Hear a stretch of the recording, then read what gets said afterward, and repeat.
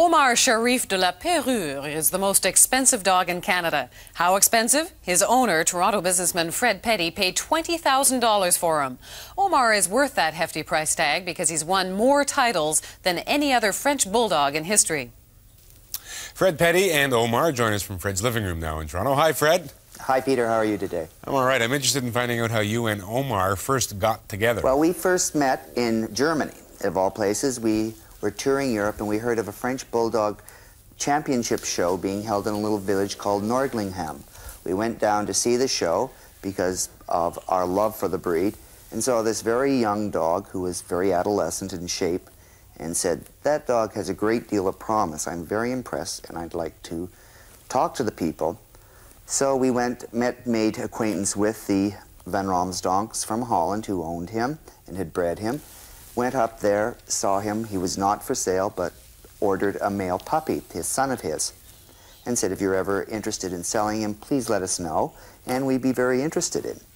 Went back in February to pick up the puppy, and they had decided that they would sell him to us. And that's how he came to be here. He had to wait in Europe, though, for a few months till he finished his European titles and championships there. Now, Fred, for $20,000, I would want him to roll over, play dead, and then read the eulogy. Well, you don't want him to. God forbid he rolls over and plays dead.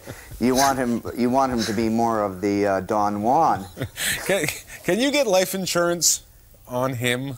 You can get insurance on them, but it's very hard to capitalize on it because right now the laws in North America are hard to prove the actual value of an animal. What you pay for it is one thing, but what he is worth to somebody else is something else. Yeah, okay. Let's say I'm a female bulldog and I have my eyes set on Omar. I got some questions. How old is he? Omar's 3.5.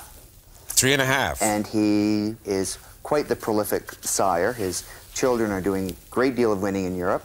And if you are pretty enough and your parentage is good enough for us, we'd be glad to give you a night of love with Omar for $1,000. Yeah, but is he interested in more than just a fling? Well, he likes long-term relationships, and we'd like you to come back time and time again. If I was going to take him out for dinner, what would I serve him? What is his favorite food? Well, of course, I can't say anything, but President's Choice is his favorite food. Okay, so after dinner, for fun, what would he like to do? Well, he likes watching television. L.A. Law is one of his favorite shows, but he loves The Beachcombers last night on CBC, and he likes just sitting around playing and having a great time with two of the other Frenchies that we have here, or just sitting on the Chesterfield. All right, if he and I hit it off now and we go off to the doggy house, what's it going to cost me, $1,000? That's correct. $1,000. Has he been busy? He has been used twice in North America.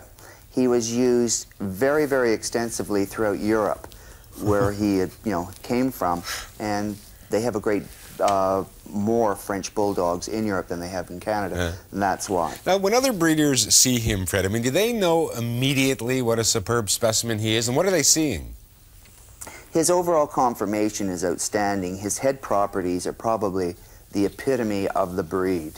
He is touted to be the closest thing to perfection by the world's leading breeders in Europe, which are really the Prince Ratibor from Stuttgart and Mrs. Ulla Segerström from Stockholm, both of whom have placed the dog very high in competition and have given him outstanding reviews. But don't you treat him a bit like when you get a new car and you're so worried that it's going to get scratched? Do you worry about him a lot? No, I'm very much a fatalist in everything I do. And Omar is, taken care of. We don't take undue risk. He doesn't run loose out on the road. Yeah. But he is just a happy-go-lucky dog, and you have to treat him like that. He's a person or a dog, but he's a friend, too, so you have to just enjoy him. And put up with his snoring, I'm told. Well, that's true, but I'm sure we've all had people that snore. Thanks for talking to us, Fred. Okay, Peter, nice to talk to you. Bye-bye. Okay, bye-bye now. Bye.